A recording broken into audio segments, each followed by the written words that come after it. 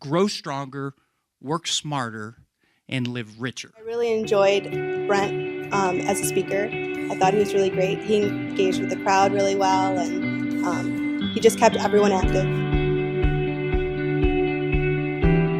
You could take something that you're average at and you could do some training with it, and you'll probably remain average.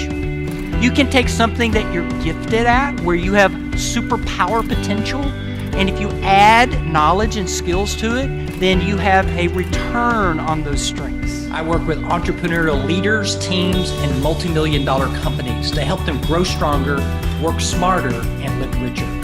We're going to help you discover and develop and deploy your talents.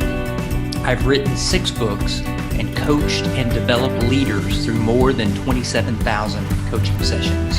I can assure you that it's well worth the time investment for your team to not only take the assessment, but spend the day with a guy like Brent, who really is an expert at guiding your team through ways that they can use these strengths to your advantage. I'm passionate about delivering keynotes on strengths because I want to champion excellence around the world. And my purpose is to train 10,000 strengths champions who will also help me champion excellence.